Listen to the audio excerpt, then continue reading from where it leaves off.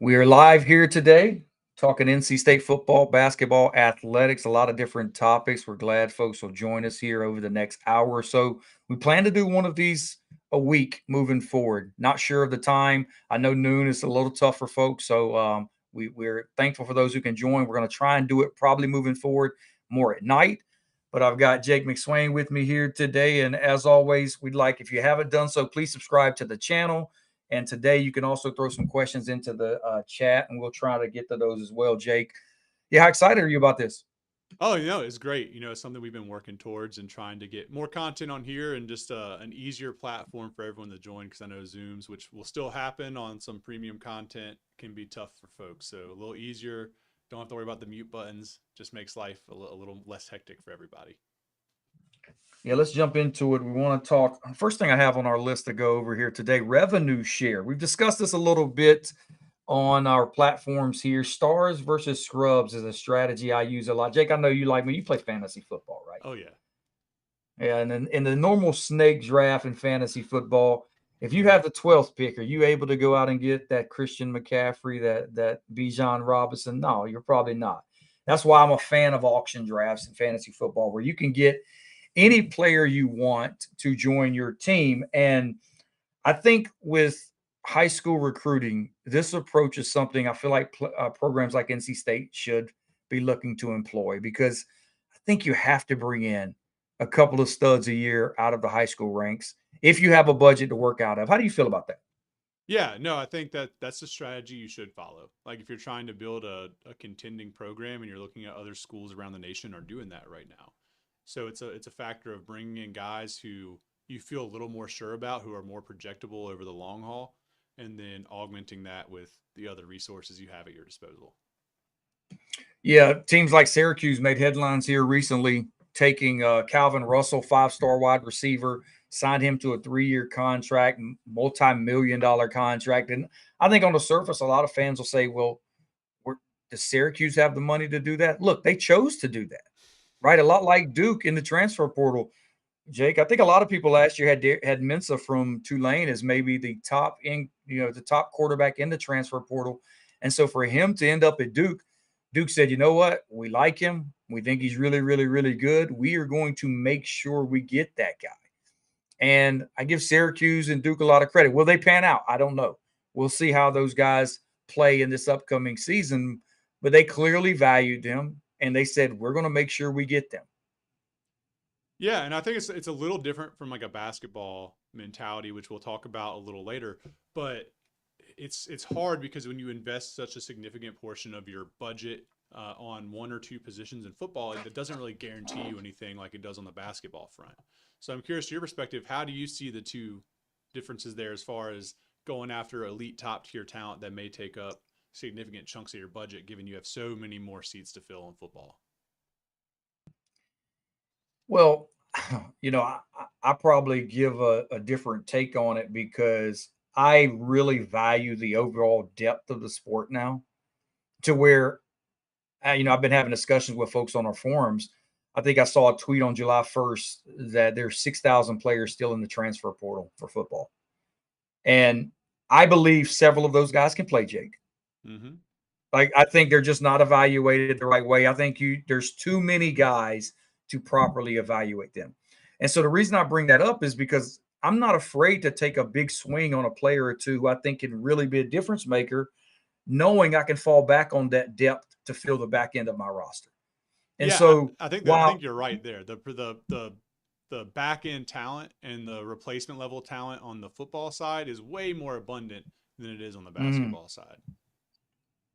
Yeah, I think the question becomes, where do you cut off who you should or shouldn't play and pay, and how much into those funds should you really go to get a headliner, Mm-hmm. right? And I think that's where a program like Duke is an example, because Duke said, yeah, we may have overpaid for Darian Mensa, but we also know there's probably 30, 40, 50% of our roster we don't naturally have to compensate at a high level.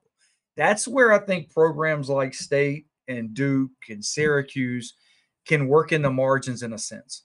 And the reason I say that is, you take someone like Ohio State, for instance, Jake. Well, when you're bringing in 4-star after 4-star after 5-star after 4-star, you're not getting anybody free. You're having to pay everybody a lot of money. And Mm-hmm. so that should impact some decisions you have to make, because now your budget is exponentially larger, sure. But you're also paying guys that at Mm-hmm. places like NC State or Duke or Syracuse, they're getting guys for free in terms of 1 through 85 on your scholarship roster. Right? Like all these teams are probably going to still operate on an 85 to 90 man scholarship roster number. I know you can go up to 105, but a lot of programs are still staying around 85. Well, then it comes down to, for programs like Duke and Ohio State and Texas, yeah, do they have larger budgets? Sure. But they also have to pay more guys more money. Mm-hmm. So in a sense, it can kind of even out a little bit. I think if you're looking at top end talent, that's where I think State and Duke and Syracuse can operate. The other point I want to make on this before we move off of it, and kind of bringing it back to fantasy football, or that stars versus scrubs approach, I know you've done some drafts as well. What you don't want to be is that team at the end who didn't pay anybody, Yeah. and you're left with your budget in your pocket, right? Mm-hmm. Like you're just left with X amount of dollars because I didn't go out and get a star. And so now I have to overpay players who really shouldn't generate or shouldn't earn that type of money anyways. Yeah. Yeah, we talked about that all the time, especially on the basketball side. You can't be left holding the bag at the end and just Mm-hmm. paying guys just to pay them because you have the budget and you have to fill the roster spots. Like there's been so many times in fantasy baseball drafts where guys are sitting at the end with 2 spots to fill and they have $60 and everybody else is paying $1 or 2 per person. Right. And that's just not the Right. spot you want to be in. Now, before we move on, and I don't want to get too far off topic, but I had a thought Mm-hmm. this morning. Do you think the answer to like parity in college football would be, instead of expanding these roster limits and giving more access to guys to get scholarships, to tightening that up or decreasing the scholarship limit? And then you can go over that, or you can have guys where you have NIL where it's paying for it, but they can't play while they're not on scholarship. Like that's what I was thinking. If you wanted to spread out talent more, just decrease roster sizes, make talent a little more scarce amongst some of these programs. Yeah, it's tough. I think the hard part is the variance you have in NIL from all of these programs. And that's why I think this clearinghouse with NIL deals is so important, Mm-hmm. because ultimately, I believe what that was put in place for was to, in a sense, eliminate NIL. And look, you know this, you're not going to totally get rid of NIL, but if you can get back to making it strictly what it should be for, which is these small deals where guys can make a little bit of money on the side and kind of benefit on their name, image, and likeness in that regard, and it's not used as a recruiting tool or a metric like that. If you can get back to that, then really revenue share should create parity. Yeah. There were years here, Jake, where, I mean, 5-10 years ago, before any of this, I was always telling folks on our website, I think you should be paying players. I think you should be compensating them. And I'd get asked, well, how do you do it? Well, I said, you're already using a model for it. And that model was baseball. Like if you go and look at college baseball, it used to be a setup where you had 11, I think it was 11.7 scholarships to basically scholarship your entire roster. And baseball was carrying a 35 to 40 man roster. But every program had 11.7 scholarships to spread around it. So if you want to give a guy a full scholarship, you can do it. If you want to not give a player a scholarship and another program is, maybe he ends up there. I think that's why baseball has had more parity than any sport in terms of the big sports out there. Think about it. What happened 4 or 5 years ago? Coastal Carolina won the College World Series. Coastal Carolina won the College World Series. Is that happening in college football anytime soon? Probably not. Right? But I think that structure enabled that. So my hope is revenue share is going to ultimately provide parity across the sport, because it's going to reach a point where maybe a lot of those teams can't compensate the way they have been. Now, NIL right now is still allowing teams to have a huge advantage. But if this clearinghouse works the way I think they want it to work, where you can't justify paying a player $2 million in NIL, right? You can't justify it.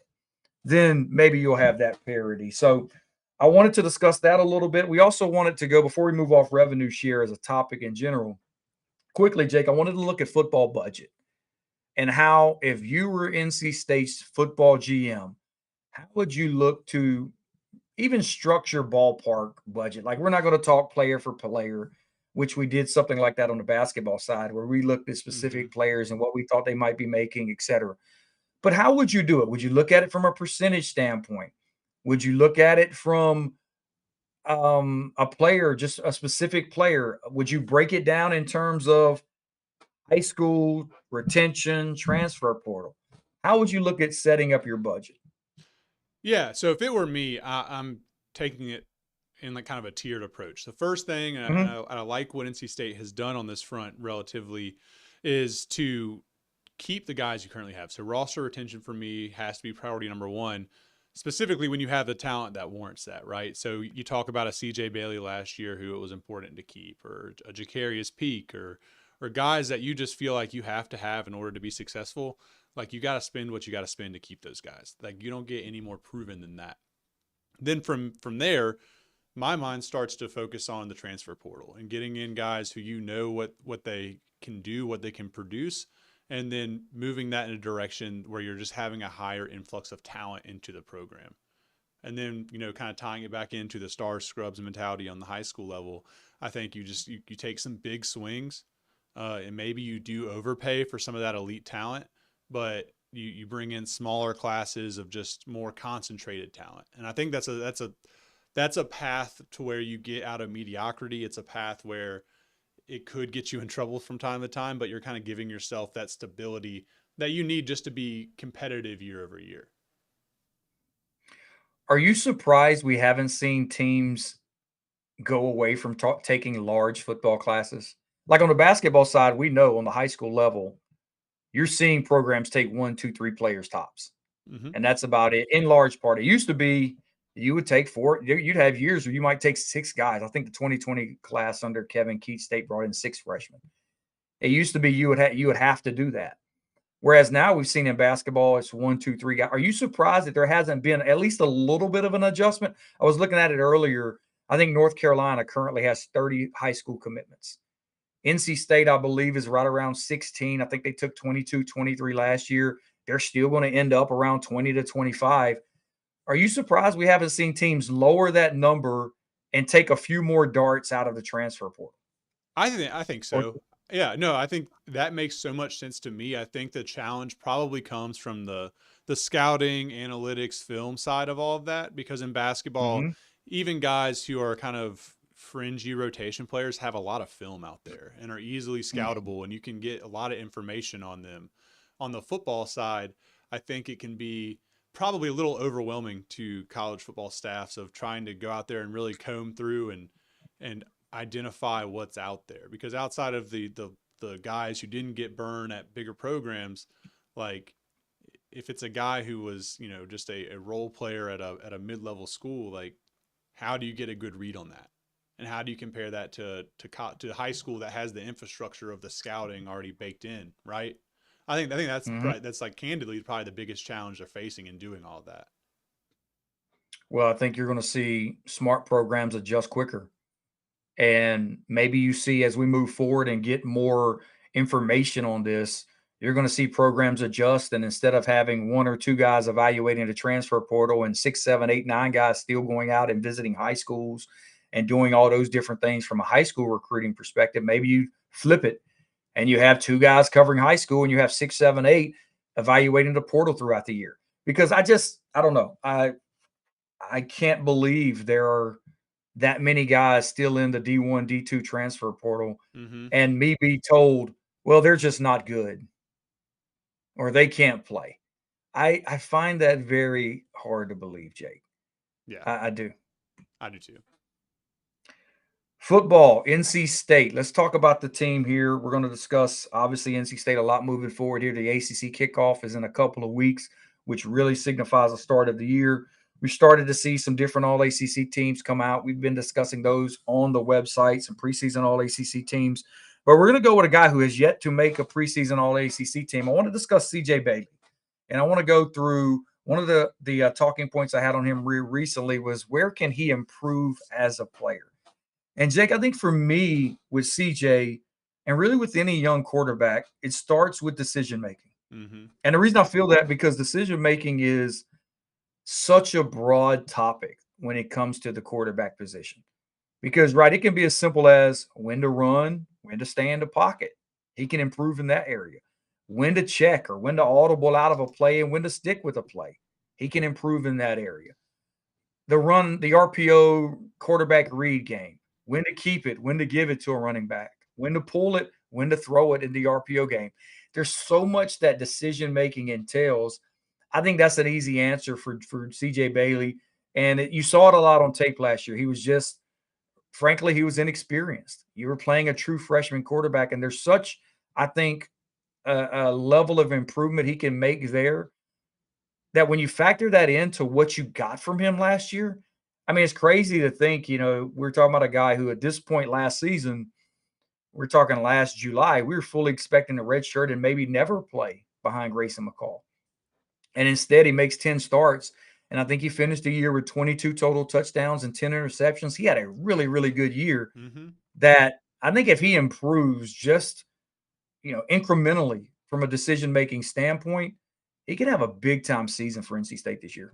Yeah, and I'll try not to litter this with too much just quarterback cliches of the game Yeah. slowing down or just the decision making process. But I do firmly believe in that. I think once you're exposed to the game, especially on the Division I level, and you're on the field, like your processing time starts to speed up, and then that just lets you see things that are happening live time, right? Um, you mentioned running versus throwing and when to do that. I feel like when he made mistakes last year, that was the systemic cause of a ton of it, right? Like he would get out of the pocket, he would be unsure of what he's doing, and it would lead to mistakes. Now, I think the positives that you looked at was he threw really catchable balls. His ball placement was really good for the most part. I think as he matures, you'll start to see him trust, some downfield shots a little bit more, or when to kind of time those types of plays that he's looking to capitalize on chunk yards. You know what I mean? So for me, you're probably not going to see him on too many All ACC teams, but I don't see why there's not a realistic chance that he ends up there. Yeah, and look, we know how these things work. I mean, you look across the league, there are a lot of talented quarterbacks in the ACC this year. Obviously, Clemson with Cade Klubnik. We know Duke went out and got Mensa. You've got Carson Beck going to Miami, Haynes King returning to Georgia Tech. I mean, there's a lot of talented quarterbacks in the league. So him not being preseason All ACC, that's not necessarily a knock on CJ. I see one of the talking points here in the live chat from Michael. If I recall correctly, CJ was the highest rated true freshman quarterback in 2024. I was trying to pull up the PFF grades, Jake. So while I look for that, kind of maybe give you your thoughts on where you think the ACC is at that quarterback position. Yeah, I mean it's relatively strong. Like you have some proven pieces and some guys that have pretty high upsides, and that's really across the board. Even you at Florida State with Castellanos from Boston College. Like there are guys that have been good in this league over several years. So when it comes to preseason awards, you're going to see people shift their focus, and those are going to be the ones that get most of the hype. But I will say that when you look at across the national media, CJ Bailey's gotten a lot of love. Like, I mean, there's a lot of people that have high opinions of CJ Bailey as a football player. So that should give NC State fans a whole lot of confidence. Yeah, CJ last year, among ACC quarterbacks who played 50% of the dropbacks, he finished 7th overall in the league in terms of overall offensive grade. Ahead of him, you had Cam Ward, Cal McCord, Cade Klubnik, Tyler Shuck, Kevin Jennings, Fernando Mendoza. I think only of that group you have Klubnik and Jennings returning. So a guy who's played the majority of the dropbacks. I think you've got him coming back 3rd or 4th among those guys. Now you still have players like Haynes King. We mentioned a couple of the guys transferring in. So yeah, I think CJ is right there. And the other element to it is he was missing Jake from the All ACC teams, but you did have first team All ACC tight end Justin Jolie. You did have second or third team All ACC running back Hollywood Smothers.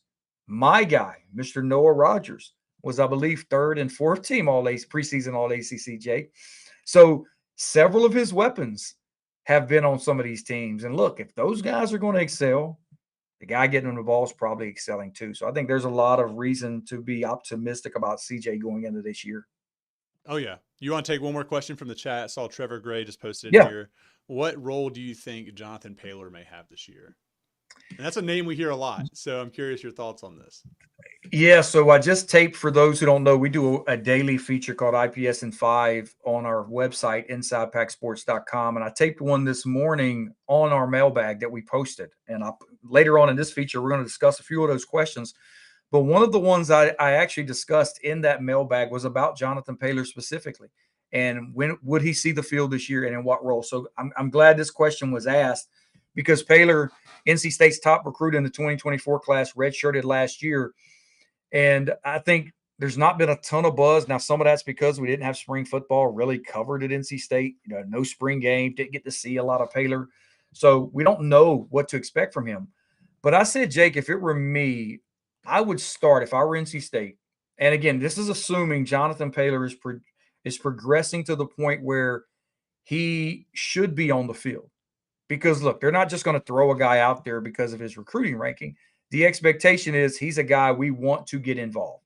So if he's progressing to that point, at minimum, I think he should open the year as NC State's punt returner and kick returner. I know early in Nyheim Hines' career at NC State, I think his freshman year, he started basically returning kicks. He was handling kick return duties. Then you worked him into being the punt return guy, and it was just a way to get him touches. Because ultimately, I think Jonathan Paylor is a touch player. He's a player who you want to go into a game and say, we want to try and get him 5 to 10 to 15 touches in a variety of ways. So at minimum, he should be NC State's kick returner, punt returner. And then you work him into some in the slot. Maybe you get him 3, 4, 5 touches out of the backfield and just let it kind of build from there. I think Nyheim Hines is the player arc that you'd love to see Paylor take. Early in Hines' career, he started as a return guy, special teams guy, didn't get a lot of reps as a slot receiver. Then he started working his way into a larger role out of the slot. And then by his junior year, he was actually NC State starting running back and averaged 14, 15 carries a game at the running back position. So I think you can do that with Jonathan Paylor. That should be the arc. And so I'm not totally turned off that he hasn't had a big role yet. I think you just kind of work him in and see where it goes, a lot like they did last year with Hollywood Smothers. Yeah. And he's a guy that doesn't have to necessarily have a high usage to have a high impact for NC State. Like if you trust the new NCAA football game that launched yesterday, he will be NC State's kick returner, or at least that's where he starts off on that depth chart off the bat. So, but yeah, he can make some plays there. You can have him in there as a way to create some gravity on offense and get him a few design touches a game, but without having him on the field all the time. So I think you'll see obviously more than last year. But even if he doesn't have a huge role at the start of the season, I don't think that's reason to ring the alarm bells that some people, I mean, you just see it all the time now where people are quick to say, whoa, man, was he a bust? Like, we had high expectations, didn't work out. Just think back to what James said about Nyheim. Give it some time. Give it some time. I think so. And I think Jonathan will find his way onto the field. If he is, as talented as his high school profile. Sometimes for guys, it doesn't translate. And I'm not saying that's going to be the case for Jonathan, but I also don't think you're going to see State just try and force it either. I think they've got so many weapons on offense this year, they don't have to do that. You mentioned Noah Rogers, Wesley Grimes, Terrell Anderson, Keenan Jackson. We talked about what they have at the running back position with Hollywood Smothers. If Jonathan Paylor's not ready, he's not going to be put on the field. And so that's where it starts with him. Final thing I have on defense, Jake, dart throws on defense, or on football, dart throws on defense. I know NC State, you're looking to replace a Peyton Wilson, and you have to, you had to replace him last year. You obviously Davin Van this year is another guy you've got to replace. There's been a ton of turnover on that side, but I think one of the things that gives me encouragement with NC State defensively this year is I feel like they said, you know what, we're not going to just rely on organic growth within our defense. We're not going to just say, hey, we brought in some high school guys last year. We expect them to step into roles, or we expect backups to step into roles. And maybe that still happens, right? Maybe you have a guy like a Ronnie Royal in the secondary emerge and be a big factor for you. But instead, they said, no, we're going to bring in multiple edges. We're going to bring in multiple linebackers. We're going to bring in 3, 4, 5, 6 defensive backs out of the transfer portal with the hopes that 1, 2, or 3 can step up and be impact players for you this year.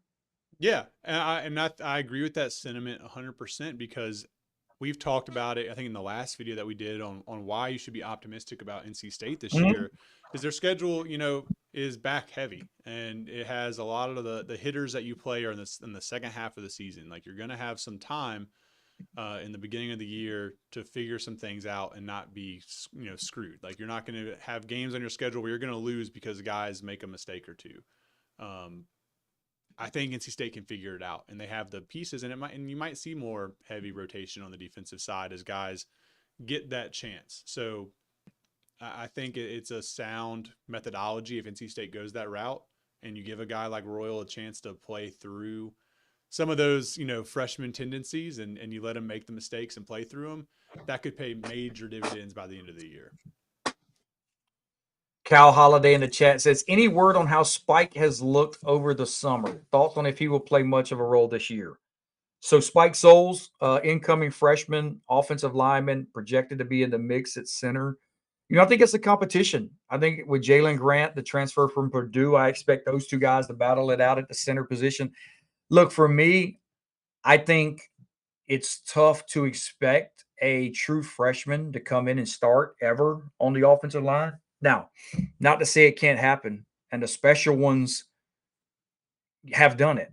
I go back to Ike Ekwonu starting at left tackle as a true freshman. I mean, nobody expected that to happen when he signed. And I think Spike Souls comes in. He had a big time senior year, did great at the All American camp or game that he attended, and worked his way into a 4-star status. So he certainly is going to, I think, get an opportunity to compete for that role. Jake, I just feel like for offensive linemen, it's just the toughest position to do it because physically you're being asked to take a step that a lot of guys as a 17, 18 year old just isn't ready to take, where you're coming in and you're competing against players who physically have been in the weight room, because you make the same argument on the defensive side as well. A lot of times your D linemen have to redshirt and get stronger and get more equipped to handle bigger physical offensive linemen. And so asking a 17, 18-year-old to come in and start, that's a daunting task. But I think if a guy can do it, it's Spike Souls who has the pedigree and will, I think, have the opportunity. Because to me, another thing that we can always talk about when you're projecting true freshmen or transfers to come in and play is the opportunity there. And, with Zeke Correll moving on and NC State not really adding a true center out of the transfer portal, he's going to have an opportunity to compete for that spot. Yeah. And to me, on offensive line with freshmen, it's either, if they end up playing, it's either a really good sign or a really bad sign. Like you talk about Ike Ekwonu, like he was ready to, like they saw that he was ready to compete. He came in, did a fine job, and that's great. Or it's man, this is our best option of some very limited options. And I don't want to speculate one way or the other in this case, and if that does end up happening, but I guess you'll see when the games start playing. Let's move over to basketball. We've got a couple of talking points here we want to have on basketball. One of them, we've been bringing up Vin Allen Lubin a lot here. And I know recently he won the Man of the Month award for NC State men's basketball. Are you buying the Vin Allen Lubin hype? That's what I have down here on my notes. Are you buying the Vin Allen Lubin hype? Now look, there's not been a ton of hype about his play, I don't think. But, I do think it's encouraging, Jake, that you have a guy coming in here from North Carolina, your rival school, and he's already adjusting, I think, off the court just as much to on the court. Because I would think an award like Man of the Month, it entails so many different things outside of just how great you're performing as a player on the court. And so I think the fact that he's already meshing that way, I think that's really encouraging for his opportunity and chance here at NC State. Yeah, and I think when you look back at this transfer portal class and the recruiting class as a whole, right? Like you'd be foolish not to buy the hype, especially right now with Vin Allen Lubin, because one, he has more to his game that he's shown prior in his career to what he did at Carolina last year, and he had stretches, especially the back half of that season, where he was really good. But then you look at his time at Vanderbilt and like he did more with the ball. Like, he was able to shoot the ball some. And I think that with how NC State wants to play and some of Wade's comments about how Williams will be used and, you know, how that's going to structure NC State's team next year, he's going to have the opportunities. It's a wide open door. He's stepping into a pretty massive role and is one of the few guys on this roster that has that kind of concrete role defined for them coming into the year. Because a lot of guys don't have that for NC State's roster. And for me, you look at who else has been kind of penciled in to a role like that. One's obviously Darion Williams, who we know is probably the most proven player in college basketball right now, or if not and he's in that conversation and is one of those. And the other is Trey Holloman, who, you know, he is a very experienced player. They trust what he brings to the court for different reasons outside of his ability just to be a scorer and whatnot. But then the other one's Valen Hype. And, you know, they were willing to walk away from some really high upside pieces. And Wade's comments, which we've spoke about, he's somebody that's poised to take a step, not necessarily in counting stats, but in role and impact on the game. Yeah, I actually think, and this is we can probably do something on this at some point down the road, Jake. I think he's NC State's safest player. Well, you'd probably argue, yeah, outside of Darion Williams, right? Yeah, outside of Darion Williams. But the reason I bring that up is like you mentioned Holloman, for instance, who you're right, Holloman has had a role. But I mean, this is what I like about Valen Hype. Trey Holloman has been at Michigan State his entire career. And he's been in that system, in that role that they've been asking him to do. The expectation is in NC State, they're going to ask him to play a larger role in a different system. Now, that system might be more guard friendly. He might have more opportunity, but what if he's not equipped for that role, right? Yeah. Whereas you compare that to a guy like Valen Hype, what I like most about him, he's never been anywhere more than 1 year. You know, I was asked this question about him in our premium forum. How concerned are you about him transferring in or this being his fourth school in 4 years? I don't know, Jake. Why is that a concern? I actually think that's a positive for NC State. The fact that this guy's been at Notre Dame, Vanderbilt, and North Carolina prior to NC State, he's never skipped a beat. He was good at Notre Dame. He played the largest role he's been asked to play at Vanderbilt. He had his best numbers. He went to North Carolina, was thrown into a role where who knew what minutes he'd get every single night. He was their most efficient player. Now he's coming to NC State where the expectation is he's going to play a role similar to what he played at Vanderbilt in terms of 28 to 30 minutes a night. I don't see much risk with Valen Hype at all. No, he's to your point, probably the second safest bet on the team. Yeah, and everyone else we have discussions on, and I know we'll get to some of these mailbag teasers later, but I saw one that was asking who's going to increase their scoring averages the most from the transfer portal. Who's going to take the biggest step forward? And that's such a dangerous question to ask because I did a breakdown of all of the transfer portal additions that have come into North Carolina Power 5 programs. So the State, Duke, Wake, UNC. And of that, I think, you know, less than 25% increased their scoring average year over year when they made a move. So you don't want pieces necessarily that you have to expect big jumps from. You want them to maintain what they've done when they're proven, and then you want the guys who have that potential but weren't able to capitalize on a lot of it, like Terrence Arsenault, for example, on the offensive end. Like those are some of the ones you want to look for. But Valen Hype, like if he does what he's done, kind of averaged over his career, then you're ecstatic as an NC State fan, NC State coach. Thomas in the chat says, I'm excited to see some wide receivers featured the first time since Harmon and Myers or Mecca bulk targets. Going back to football, yeah. You know, look, I'm pro play 3-4 guys and that's it. Leave them out there, funnel them targets, funnel them opportunity. And guess what you have, Jake? You have a star. It's funny how that works, right? It's funny how it works that if I take one player and give him 120 targets versus taking 3 players and giving them 30 to 50 targets apiece, I have a star. Yeah. Oh yeah. And Lord help us when Noah Rogers gets his first 10+ target game. Like we might have we might set a record for time on a YouTube live. James might just hop on. I promise you, for a while. I promise you will have a 100-yard receiver when that happens. and then we'll think he's good.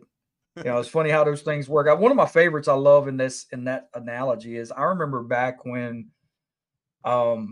Tremaine Hall was at NC State, and he had the one season he played with Phillip Rivers. And I mean, super productive year.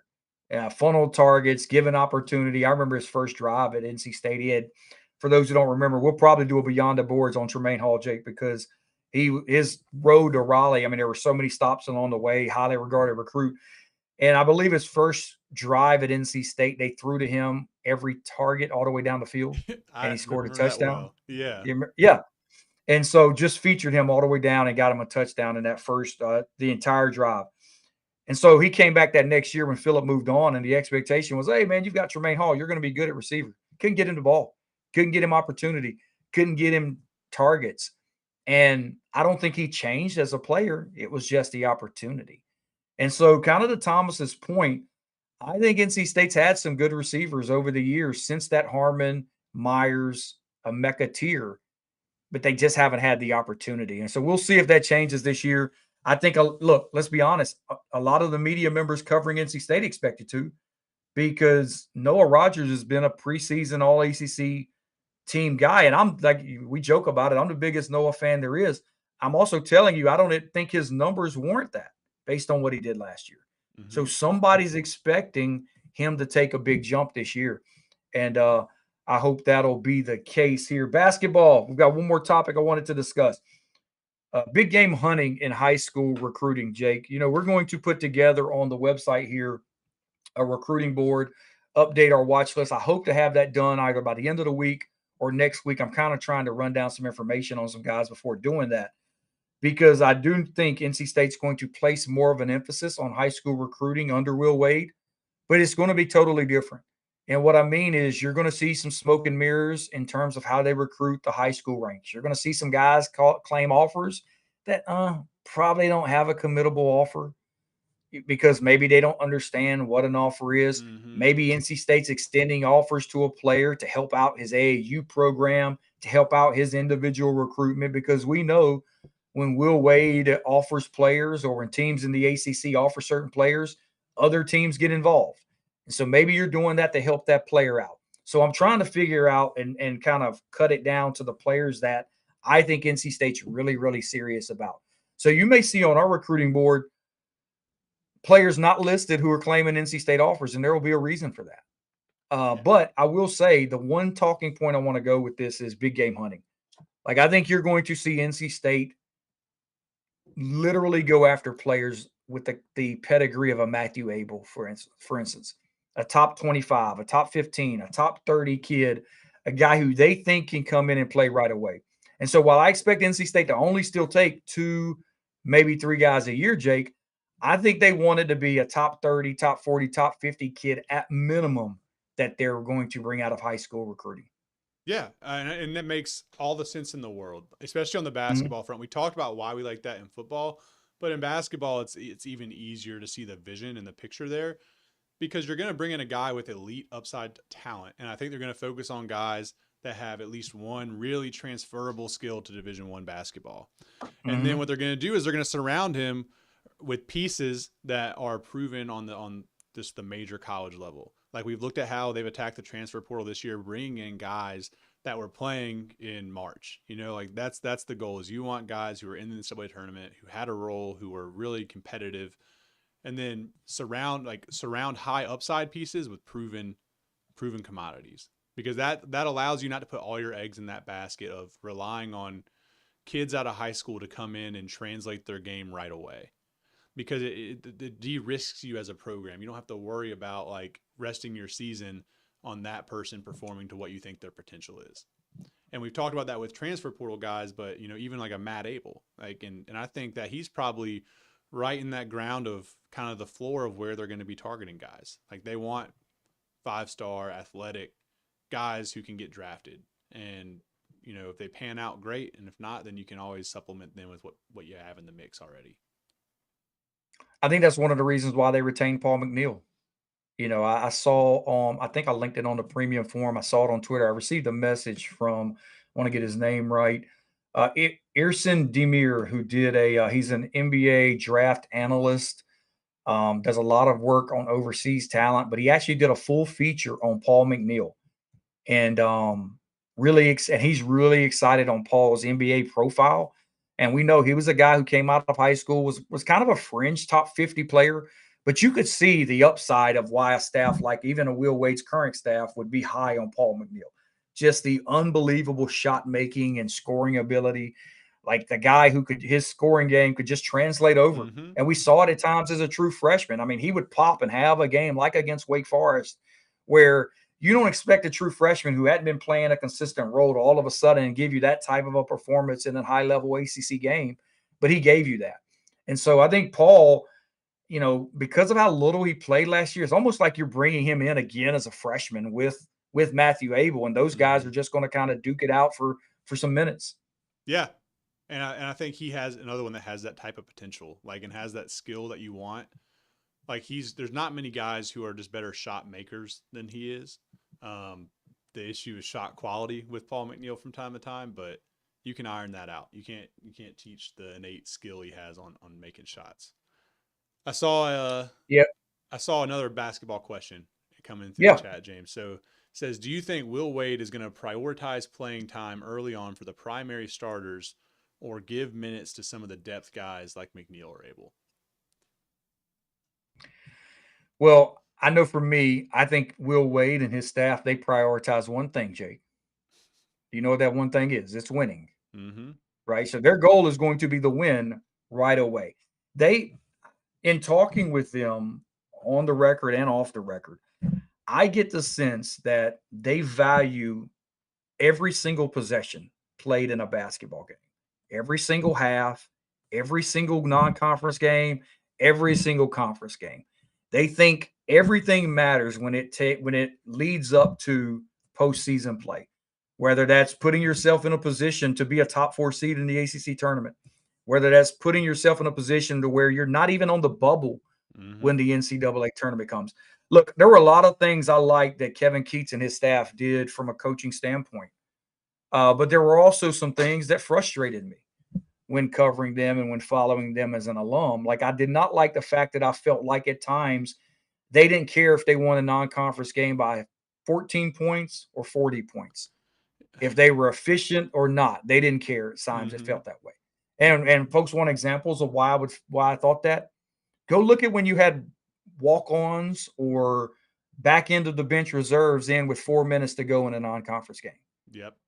Look, I'm a big fan. I love every walk-on and back end reserve of every program that you follow. I know a lot of fans do, but I don't want to see them chucking up threes because the fans are calling for it with 4 minutes to go in a basketball game. Under a minute, let's talk. But especially when you understand the importance that margin of victory plays nowadays. And it's not saying that the previous staff didn't understand that, but for me it's they didn't take that into account at a high enough level. And with Will Wade being as analytics focused as he is and as his staff seems to be, that they're not going to lose sight of that. So when you think back to the question that Trevor asked, I think that you'll see a deeper rotation in the first part of the year, but I don't think that you're going to see to the extent that you might expect to see it. I think you'll see you'll see 10 or 11 guys play routinely in that first part of the year, but it's not going to be huge minute shares or swapping out, guys and mixing up lineups too much. It'll be really smaller, like a guy in for a guy, because I think for right now, from what I can see and what I believe, NC State's got their what their finger on the pulse of the lineups they want out there and the guys that they think give them the best chance to win. Now that can change once you start playing real games, but it's not going to be something that's going to be wholesale changes early on in the year. I 100% agree. I think you're going to see NC State try and win basketball games, but at the same time, they're going to give some guys some minutes at the back end of their rotation. But it's not going to be we're trying to see and feel like we're trying to develop. No, they want to win that game. But I think they also know when we're talking back into the rotation, Jay, we're talking about guys like Paul McNeil, Matthew Abel, Allen Breed. We're talking players who should be playing for you. We're not talking players who potentially should be redshirting for you. Like, I Mm-hmm. don't necessarily think you're going, and that's again what was frustrating at times last year. You weren't, we were not talking about your 8, 9, 10 guys getting extended minutes in a game. We saw NC State giving their 11, 12, 13 guys minutes. And that mistake's not going to happen from NC State. You're not going to see them try and figure out again, bringing it back to last year's lineup, trying to figure out if Trey Parker should be playing a massive role for you. Look, you should have gone into the year knowing Trey Parker shouldn't have been playing for you.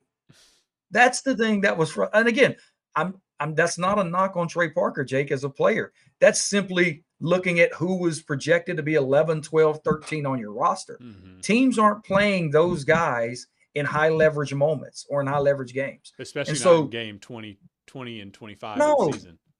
no, I'm still blown away that with 4 minutes to go in the first half of an ACC game, Bryce Hurd would randomly be checking in. Could you At please Duke. explain to me why that was happening? Like, again, like this is not a knock on Bryce Hurd. If you want to take his name off of it and say, player number 13 on your roster checked in at 4 minutes, that might make us feel better about having this talking discussion, right? But that was the problem. If you don't want it to be Bryce's name, it's the player. It made no sense. I don't think you're going to see NC State randomly checking in. I don't want to mess up our guy from Finland's name, Jake. I mean, please let me make sure I get this right. Alex, is it Kouimini? Jamie Koanimi. Jamie Koanimi. Continuimi. Jamie Continuimi. I apologize, Jamie. I've already apologized to him when I interviewed him that I'm going to mess his name up, so he's good with it if he watches this. But I don't think you're going to see Will Wade checking him in to go with 5 minutes to go in the first half of a game and let him play the final 4 or 5 minutes of the half. That's probably not going to happen. So that's our point here with that. So I hope that was a long-winded way to answer your question there, Trevor. But it ties in nicely with what we talked about in terms of NC State big game hunting. Last thing we got here on the Power Hour, Jake, we are going to get to the mailbag. I'm going to have a full mailbag up on football and basketball on our website, InsidePackSports.com, later on this week. But I did pull 2 questions each that I wanted me and you to discuss here today. So let's start with it. What do you want to go first, hoops or football? Let's go back to football for a minute. Okay, football. So this first one is from CM Ball, a poster on our premium football forum. I always ask our subscribers to submit these questions. He asked, who's a guy that's not being talked about as a draft prospect that you think could hit this year? All right, Jake. So for me, this one ties in nicely to a feature we just finished taping prior to this Power Hour podcast.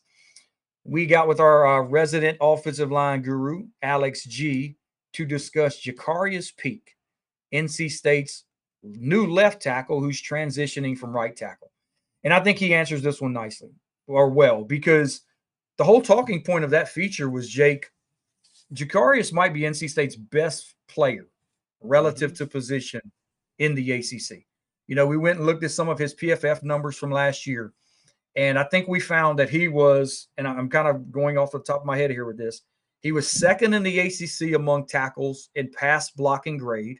He was first in run blocking grade, and he was second in overall offensive grade among all offensive linemen or all offensive tackles in the ACC who played a minimum of 80% of their team's dropbacks or their team's plays. So basically, full-time starters for the year. He was second overall, first in run blocking, second in pass blocking. Do you realize he did not make a single All-ACC team last year? And there's 2 tackles per team. 2 tackles per team. 2 on the first team, 2 on the second team, 2 on the third team, and then you have honorable mention. He didn't make any of them. Now, I don't know why that is, and he's made a couple of preseason teams this year. But to answer this guy's question, I view Jakarius Peak as a bona fide NFL draft prospect. And if he comes back and duplicates that at the left tackle position, yeah, we're going to be talking about him as a draft guy this year. I completely agree. And, listening to what you and Alex had said, and I encourage everyone to watch that feature when it drops. But it's astounding how under the radar he is, and moving to the premier position on the offensive line, and going to have that many more scouts' eyes on him. It's just, you see it all coming together. If he repeats what he did, just in for a good payday come this time next year. Big fan of Jacarius here at IPS. We did some NIL Elite Plus stuff with them. Elite Plus is our NIL platform at Inside Pack Sports. I may throw that feature that we did with him here in the story when we run it on the website. Because look, if you want to see someone intense, go watch the portion of that episode, Jake, where he's discussing the opportunity to face Tennessee's James Pierce last year. And James Pierce was an NFL draft pick, and he was very, now again, the game didn't go well for NC State, but we're not talking about the total game here. We're talking about that matchup right there. So leave it at that. This next one is from Skidley. How will Elliott reduce the significant increase in explosives that we have seen since our stud linebackers, particularly Peyton Wilson, have graduated? All right, this is an interesting question, Jake, because I imagine you're a lot like me. You coach basketball. We're talking football, but I think it equates to basketball as well. We both probably agree the players matter more than us. Yeah. So DJ Elliott can come in and do whatever the hell he wants to do. You're likely going to have a little bit of a drop off when you go from Mr. Peyton Wilson and Drake Thomas and Isaiah Moore to your other linebackers, right? So I think we need to start by acknowledging that was just going to happen when you had a drop off in level of talent at that position. Now, I fully say that by wanting to point out and add, I think Sean Brown made major strides as the year went on last year, and he's returning for you. I think if you go and look at Caden Fordham's stats, and this was interesting to me, Jake. I want to bring this up because, Caden Fordham was injured last year in the game against Wake Forest, which was NC State's sixth game of the season. He had a knee injury, missed the rest of the year. I think that played a role in NC State's struggles down the stretch of the season as well. But if you look at his individual production during the year, he started the season off against Western Carolina. He had 1 tackle. Against Tennessee, he had 7. Against Louisiana Tech, 11. Against Clemson, he had 8. He followed that up against Northern Illinois, which I thought was NC State's best defensive game of the year. Yep. He had 13 tackles in that game. He had 8 against Wake Forest prior to the injury that he sustained. He had 8 tackles. So he was averaging right around 10, 11 tackles per game after that Western Carolina game. He continues that over the course of the season. He's an all-ACC player. So you hope to get him back this year healthy. You've got Sean Brown returning. I think, before we even get into what DJ Elliott can do, I think simply returning those 2 guys, you're going to be better at the linebacker position. Does you a world of good. And yeah, does your world of good. And then, I don't want to. This is not a knock on Devon Betty. We did a lot of NIL work with Devon over here in the office. He would probably tell you he didn't have the year he was capable of last year. I think NC State's probably thinking they can get a better level of production at that other linebacker position as well. Yeah. And so I think that's where it starts, is your players, they have to be better. Yeah. And that's what it boils down to. No one schemes up something that leaves a huge gap for a running back to go 85 yards, right? It's execution. It's Johnny's and Joe's over X's and O's, whatever analogy you want to use. But at the same time, when you talk Caden Fordham, you're also talking about a guy who dropped 3 interceptions in the first 2 games of last year. He's in the right spot. In those will, you put yourself in the opportunity enough times with his skill level, you'll come up with them. So could be a guy that takes a big step, in my opinion. And look, yeah, and before we get off of football and move off the football side, we're not going to let Coach Elliott off the hook. And I don't mean that in a negative way. We are going to talk about ways he can maybe help those guys out. And it's probably not going to be something, Jake, that I think is going to be appealing to fans, because if you want to reduce explosives yielded, well, what you probably have to do is, to be honest, you probably have to, as a coach, play a little safer, right? Play with a little less aggression. Now, fans don't want to hear that, right? Fans want to see you blitz. They want to see you get after the quarterback. They want to see you step up and get in a wide receiver's chest and play bump and run coverage. That's what they want to see. But they also want to see you not give up those explosives. So it's kind of one of those things where, you got to pick your poison. But yeah, as a coach, what you can do, if you're really concerned about giving up explosives, you blitz less. You play more coverage. You drop more guys off the line of scrimmage and you come up and rally and tackle. You force teams to run and then you get bodies to the football. So I think there are some things that a coach can do to help out, help limit explosives. I just don't think it's an answer fans want to hear, Yeah. right? I don't think fans want to hear that answer. So I think ultimately it circles right back to the players being better in terms of staying in their gaps and being disciplined. And I think as well too, and the last thing I'll say on this is if you're going to have more of a varied formation type of approach that Tony Elliott seems to have just from his background, like giving teams different looks throughout the game and being able to have more in your back pocket from that standpoint can be helpful and harmful. It depends on how well guys know and can communicate those differences and changes as the plays come in and out from the booth. So it could help you, it could hurt you, but that's one area he can do just to try to give teams different looks at and different pre-snap alignments and stuff like that NC State might have a little more of next year. All right, Jake, we have now 2 questions for Hoops from the Hoops mailbag. This first is from Easter. The latest on another big for the 2025 season? So there is some speculation that NC State's been evaluating other big man options, potentially looking to add a player here late in the process. I first want to say I don't know if that's definitively going to happen. I think State's always operating as if, hey, if I find a guy I can bring in, I'll bring one in. If we have the spot to do it, State does have a couple spots they theoretically could work with Jake here to add another big out of the portal. We know we've already talked about it. They do have Vin Allen Lubin, who we've addressed in depth. They brought in Scotty Ibube from Wyoming as well as a backup option. We've talked about Jerry Dean potentially giving you minutes there. We know they have freshman Mikey Wilkins who can give you some minutes as well. So we think they're still evaluating at potential big men to maybe bring in as an ad. Maybe you get a reclass guy and bring him in as an ad here late in the process. I just don't know if it's a definitive deal yet. And so I'm not really ready to throw out names, but it is something that's kind of on their radar. So for you, though, what do you think about that? Do you like the idea of State still looking to potentially add another big man to this roster? Yeah, I mean, look, I think NC State staff is smart enough to keep their options open and evaluate.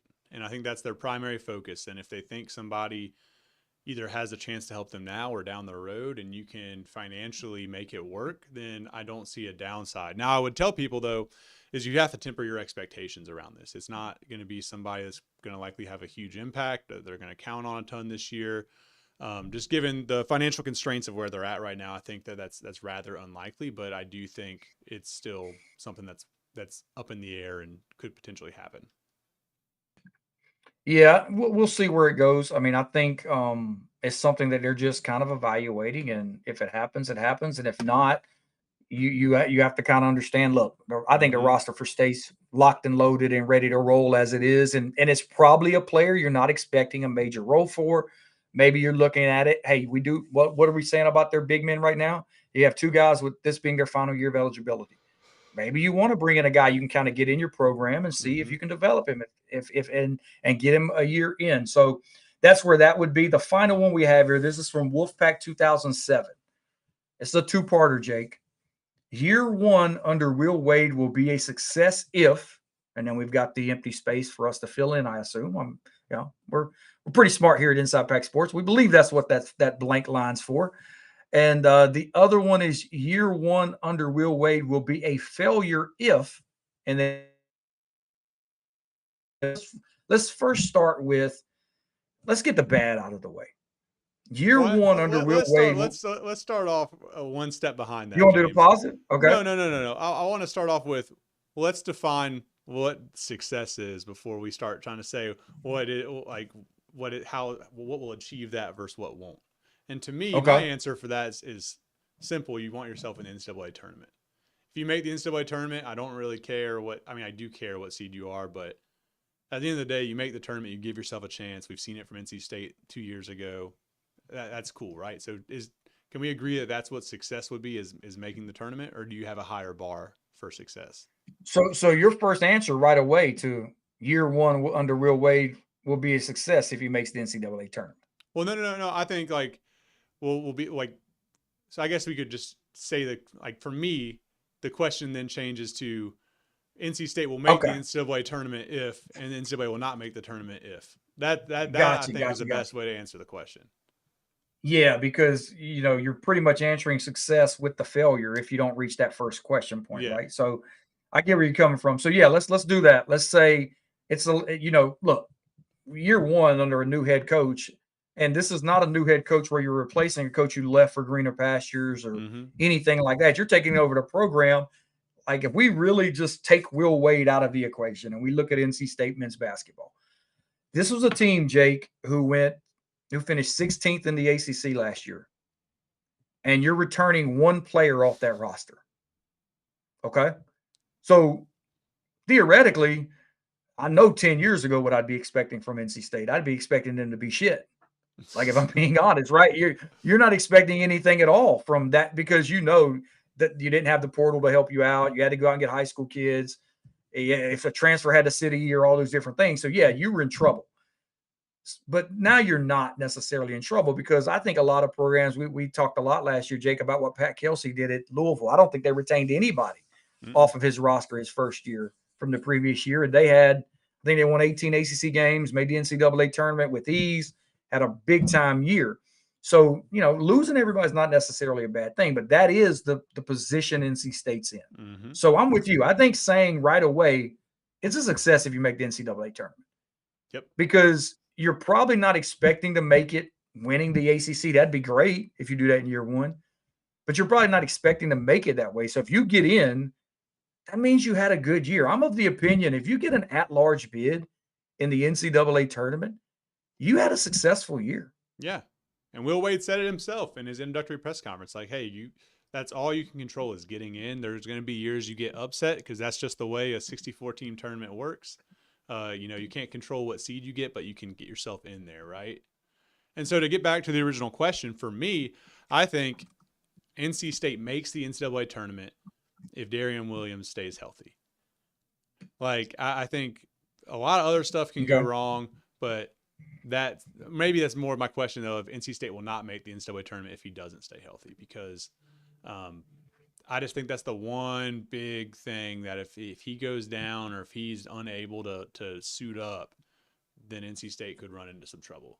But outside of that, I feel like you could have a couple other pieces either not pan out or, a guy get hurt and you're still fine. But he's such a linchpin for this team next year.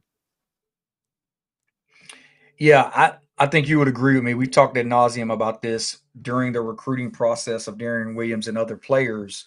He was likely not cheap out of the transfer portal. He was probably one of the top 5 to 10, I would assume, paid players out of the transfer portal. Mm-hmm. And so for a team like NC State, who likely isn't operating with the budget of your top 3, 4, 5, 10 programs in the country, you constructed this roster to enable you to be in a position to get Darian Williams. Yep. So to your point, if he's injured and he's not available, you're not going to hit your ceiling because you probably didn't build your roster in a way to do so. And we know this before State landed Darian Williams and even Van Allen Lubin, Will Wade was telling everybody, we still got to get that guy. Mm-hmm. We don't have that guy on this roster. And if you look at every team that makes the NCAA tournament as an at-large team, Jake, and certainly those who make it winning their league as the top teams in their league, we're not talking like the Cinderella runs or anything like that. They have that guy on the roster. They have a stud star on the roster. And so I'm with you. I think that's a great way to look at it, that if NC State's not going to make the NCAA tournament, it will likely be because of something related to Darian Williams, because of not only how talented and good and well he plays and how he brings everything together, but the way the roster was constructed, you need him available and you need him to hit. So I like that. For me, if I would say NC State wouldn't make the NCAA tournament, what would be something that would impact that? It's tough because I think State checked a lot of boxes when they built this roster. I would look at it and say,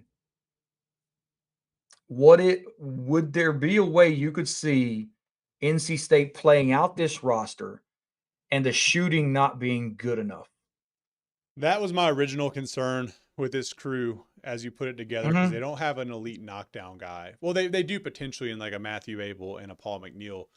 But I think you have enough in aggregate when you throw in like a Jerry Ding and a Holloman, who's been a good shooter in the past, and an Arsenault who can shoot the ball reasonably well. That's not a huge concern for me, right? So, to me, I feel like with the talent assembled, as long as Darian Williams is healthy, is able to play and contribute to the level you expect him to, NC State's in fine shape. I'm with you. I think they should be.